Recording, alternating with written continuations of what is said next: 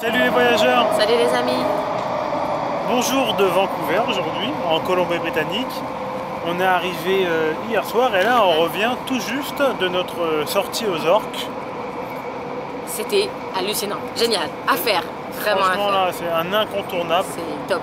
On est parti avec Wild Well Vancouver. Wild Well Vancouver. Wild Well. Ouais, j'ai toujours du mal avec ce mot. Mais en tout cas, c'était vraiment top là, une sortie de 5 heures en mer pour 140 $ canadiens. C'est dispendieux. Voilà, mais c'était vraiment cool. On a vu beaucoup d'orques. On les a vus sur le dos, on les a vus frapper avec la queue, on les a vus sortir de l'eau. Enfin, c'était vraiment super cool. Ah, c'était vraiment super. Par contre, il faut bien vous couvrir parce qu'il fait froid en mer, même s'ils prêtent des combis. Et puis là, on finit notre tour un petit peu, notre soirée, on va dire, à Vancouver. Hier soir, on a fait un petit bout de Chinatown et de World District. C'est vraiment super sympa. Et là, donc, on est plus autour de la marina. Alors, je vais vous montrer ce qu'il y a à voir. Là-bas, c'est l'aréna de la ville. Hop là, où jouent les Canucks. Ici, c'est le stadium. Comme vous pouvez le voir là, tout est au bord de l'eau, en tout cas dans cette partie de Vancouver. Les gens en profitent, hein, ils font beaucoup d'avirons, il y a plein de bateaux, gros, petits, les transports en commun, il y a les bateaux, des bateaux-bus. Là c'est le centre des sciences TELUS. Hop, là on continue derrière avec des buildings, toujours autour de la marina. Des coureurs partout, le métro aérien. Il y a le Skytrain aussi qui est un petit peu plus rapide je crois, ça c'est seulement le métro. La ville est très propre, très calme. Ça fait un petit peu vide, honnêtement là on est lundi soir, ça fait un petit peu vide. Mais c'est quand même super sympa, on peut marcher sur les ponts, on peut aller à peu près partout. Il y a des phoques dans l'eau. Ah oui, il y a des animaux, il y a des phoques partout. Apparemment il y aurait même des coyotes en ville, on a vu des panneaux attention aux coyotes. Donc c'est super cool. La ville elle a, comme je l'ai dit, très neuve. Tous les buildings sont quasiment récents. En construction. Ou en construction, donc ils sont en train de raser les vieux quartiers ou les quartiers un peu moins fashion pour faire des buildings tout en verre. Vraiment cool. Très agréable à vivre. Si on compare à Montréal, Montréal, c'est un endroit très agréable à vivre, très festif, les gens sortent beaucoup le soir. Ici, c'est sûr que ça ferme un peu plus tôt, c'est plus petit village finalement, mais là on est vraiment sur la partie downtown de Vancouver, donc c'est pour ça aussi probablement. Maintenant, c'est très agréable, c'est très aéré, il n'y a pas des grosses tours partout. Nous, on aime vraiment beaucoup, c'est sympa, très sympa. Oh, ouais. À visiter. Donc on va continuer notre visite de Vancouver, mais pour l'instant la première impression est plus qu'agréable. Toujours depuis Vancouver, sur la rue Granville, en plein centre de la ville en fait. C'est une rue commerciale, un petit peu comme Sainte-Catherine à Montréal. C'est un mélange entre Sainte-Cat et la place des Arts. Toujours aussi zen, toujours aussi relax, toujours aussi propre. Vraiment une ville très agréable. Aujourd'hui avec beaucoup de soleil. Ça fait du bien. Et oui, on a fait le bord de mer. On a fait le Chinatown. On a pas mal marché. C'est vraiment cool. La ville est toute neuve. C'est vraiment beau.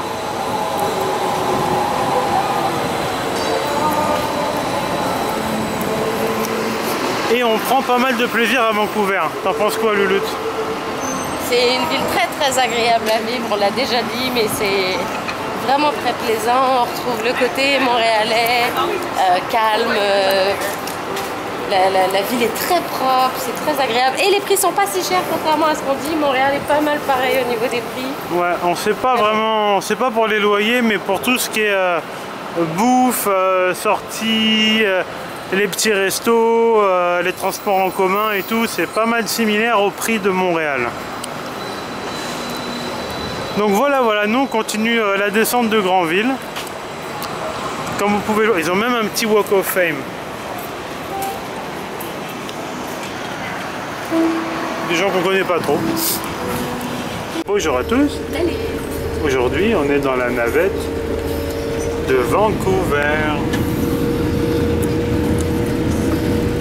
C'est quand même plus sympa que le bus.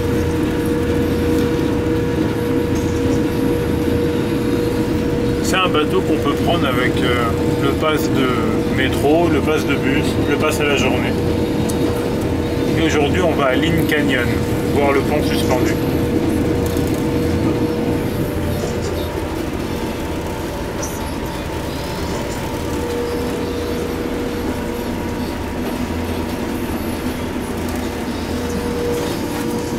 Salut.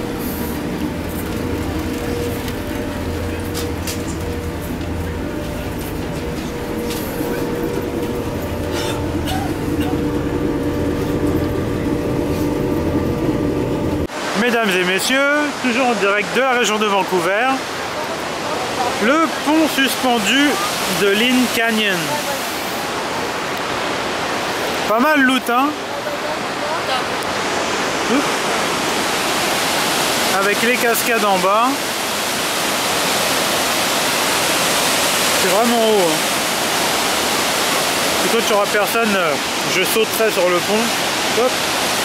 Même s'il y a du monde. Ah. Et surtout, il est gratuit. C'est gratuit. Il est gratuit. C'est gratuit. Le parc est entièrement gratuit. Facilement accessible depuis Vancouver.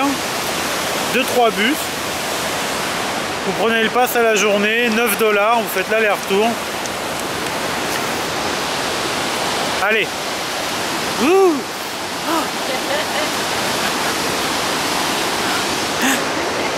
C'est elle.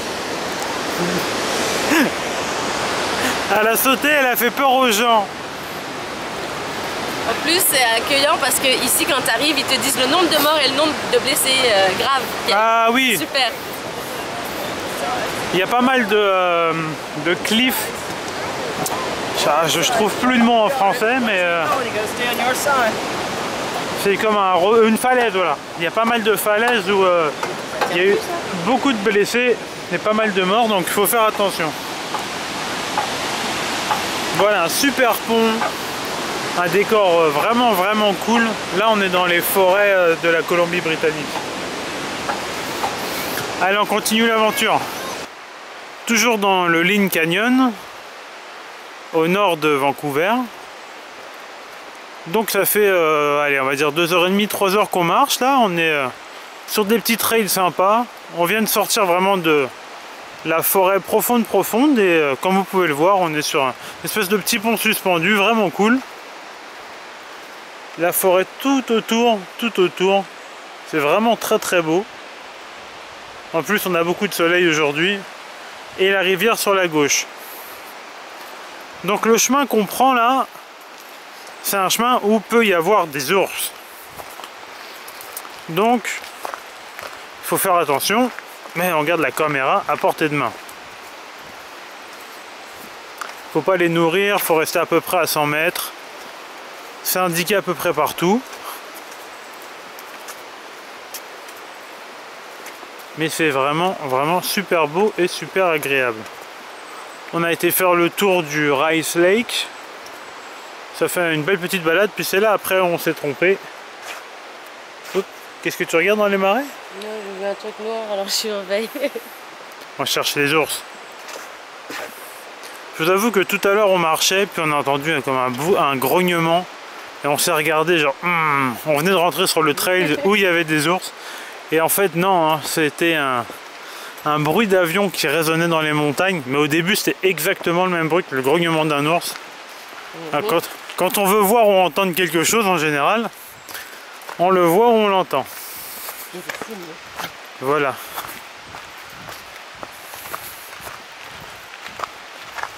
Donc Lynn Canyon, un endroit qu'on recommande vraiment. C'est très beau, c'est gratuit. Bon, pour les marcheurs expérimentés, il y a des trails de plus de 10 heures. Je pense qu'il y en a qui sont même sur plusieurs jours. On a vu des gens passer avec des cordes et tout. Il y a des points quand même assez hauts. Il faut s'inscrire quand on part faire un trail pour s'assurer que si on ne revient pas, il y a au moins les sécuristes qui peuvent vous retrouver. Et ils demandent de toujours être au moins par 2. Voilà, c'est ça. Donc si vous allez sur un chemin qui n'est pas le chemin de balade des chiens, il faut s'inscrire. Nous, vu qu'on s'est perdu et qu'on l'a pris à l'envers, on l'a vu quand on est revenu. Mais quand vous allez un petit peu plus sur les chemins qui ne sont pas gravillonnés, un petit peu hors des sentiers battus, il faut s'inscrire. Voilà, on est jamais vraiment tout seul. Hein. Hop. Et là, la rivière qui va nous ramener au point de départ. Normalement. Normalement? Normalement. Hey les amis, toujours dans le Lynn Canyon, mais cette fois, plus perdu que jamais. Grâce à mon super sens de l'orientation et la faculté de Cynthia de lire une carte, on est sur un chemin où bah il n'y a pas d'ours. Il n'y a pas d'ours, déjà ça c'est bien, déjà. Parce qu'au début on voulait vraiment voir un ours. Mais comme depuis tout à l'heure on pense qu'on est perdu, et ben moins on voit d'ours, mieux on se porte. En tout cas on continue de suivre l'eau. De temps en temps il y a un vieux banc qui traîne, donc on se dit que c'est par là qu'il faut aller, où il y a déjà quelqu'un qui est venu. On marche sur du gravier, donc c'est plutôt cool. Même si tout droit là ça a l'air d'être la fin du gravier. Hey les amis, toujours dans le Lynn Canyon, on s'approche de la sortie. Après s'être perdu et reperdu, on a découvert qu'on avait fait un petit rallongé de 5 km. Nous voilà sur la bonne route pour voir le pont suspendu. Hop. C'est plus c'est plus du chemin à la crapahute que tout à l'heure.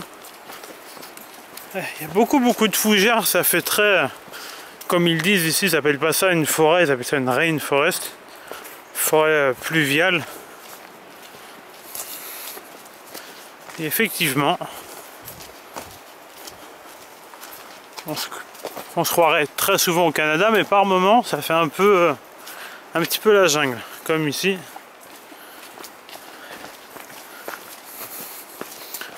En tout cas,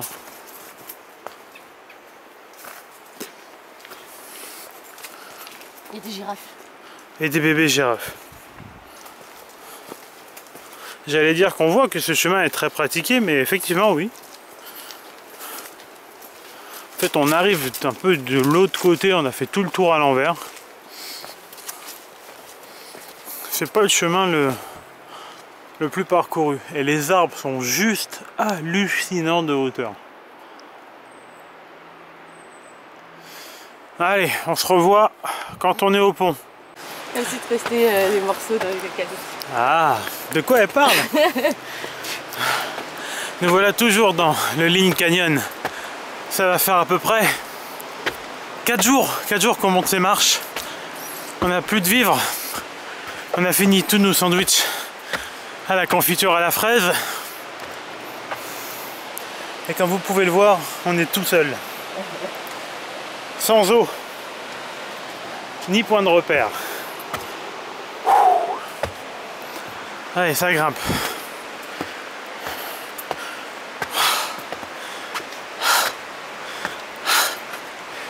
C'est décidément un endroit extrêmement isolé. Personne à qui demander son chemin. Il n'y a que les trappeurs qui habitent ici. Ou les alpinistes, ou les gens qui aiment les escaliers. Ouh. Mais la vue est vraiment cool. La rainforest de Lynn Canyon. On reprend notre souffle et on continue. A plus. Pour faire ton truc d'ours. Tout à l'heure. Allez, on grimpe.